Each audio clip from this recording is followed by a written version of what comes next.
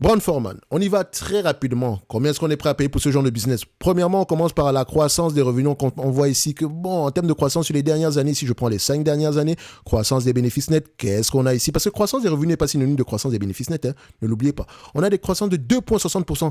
Il y a des gens qui ont payé 40 fois les bénéfices pour une entreprise qui a une croissance des bénéfices nets de 2,60%. Ah bah, il faut être fou. Peut-être que les free cash flow étaient en croissance, je ne sais pas. Regardons les free cash flow sur la même période, 0%. Non, il faut arrêter ça, les amis. Donc, le fait que le prix de l'action redescende un tout petit peu sur terre, ce n'est pas étonnant. Je dis bien, ce n'est pas étonnant. En termes de croissance ici des bénéfices nets dans le futur, est-ce que l'entreprise atteint une croissance assez élevée? On va juste aller vérifier ça ici. Du point de vue revenu, ça reste à peu près correct. 4%, c'est l'inflation. Donc, je ne paierai pas plus de 20 fois les bénéfices de ce genre d'entreprise. Et encore, le 20 fois les bénéfices, c'est uniquement BFB. C'est uniquement à cause des marges de cette compagnie. C'est parce qu'elle a un pricing power. Et ça s'arrête là. Le retour sur le capital investi également est assez intéressant. D'accord? Donc, comme on peut le voir ici, les marges brutes, comme vous le voyez ici, les marges brutes sont au ralenti.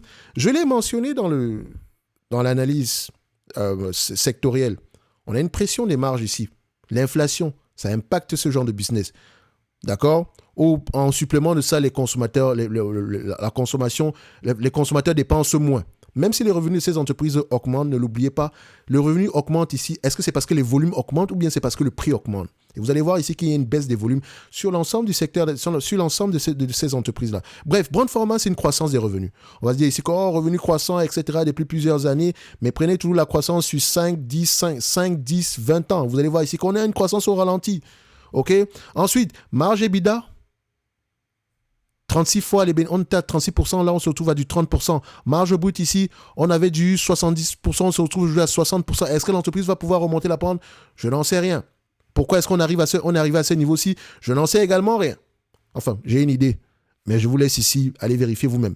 Revenus, free cash flow, est-ce que les deux parlent le même langage? Quand on les met sur le même graphique, on constate ici les revenus sont plus élevés, les free cash flow sur le BFR, essentiellement.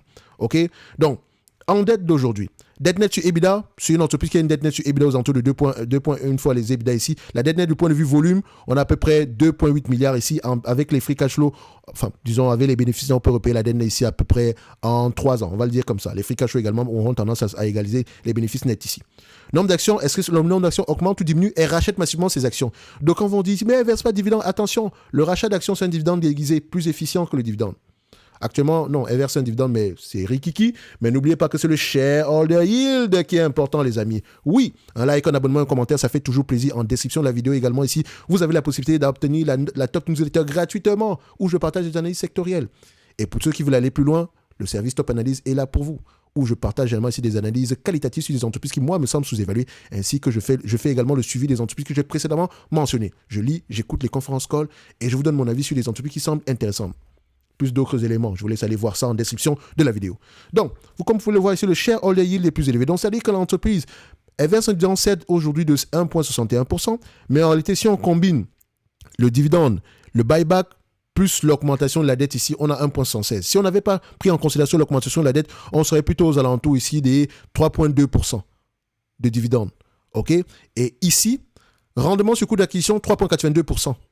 Donc, aujourd'hui, on me demande de payer $51, un business qui pourrait me rapporter $2,13 d'ici 2026, 4% de rendement. Est-ce que les analystes ont tendance à faire de bonnes prévisions ici? Oui. C'est un bon business, mais je ne paye pas ce montant-là. Idéalement, j'aimerais avoir ce business à $42 l'action. Mais en réalité, est-ce que à $42 l'action, je vais acheter? Mais non. Je veux maximiser mon rendement sur coût d'acquisition. Si une entreprise a une croissance aussi famélique, excusez-moi, sauf si on a de nouveaux relais de croissance ici, j'aimerais avoir un rendement sur coût d'acquisition bien plus élevé que ça. Dans mon premier niveau, ça sera une trentaine de dollars. En dessous de $30 ici, ça pourrait commencer à être très très intéressant pour moi. D'accord? Ce n'est que mon avis, un conseil d'investissement. Comme d'habitude, je me réserve le droit de me tromper. On l'a fait en 5 minutes. Vous voyez? Vous pouvez également le faire en 5 minutes en pratiquant. Pratiquez. Intéressez-vous aux chiffres. Raisonnez par rapport au secteur d'activité. D'accord? Normalisation, pas de normalisation. Qu'est-ce qui se passe en date d'aujourd'hui? Prenez toujours en considération l'environnement économique actuel. Maintenant, une fois que vous avez la note d'analyse sectorielle et que vous avez les entreprises de manière quantitative présentement, je pense que vous comprenez mieux pourquoi est-ce qu'on est peut-être prudent ici. vous comprenez mieux pourquoi est-ce qu'on pourrait avoir des opportunités ici, à gauche ou à droite. Bref, on se laisse là. Je vous donne rendez-vous sur la prochaine vidéo. Faites ce que vous voulez. Vous likez, vous vous abonnez, vous dislikez, vous vous désabonnez également. Ce n'est pas plus grave que ça. On adore ça quand même. Enfin, en fait, on s'en fout.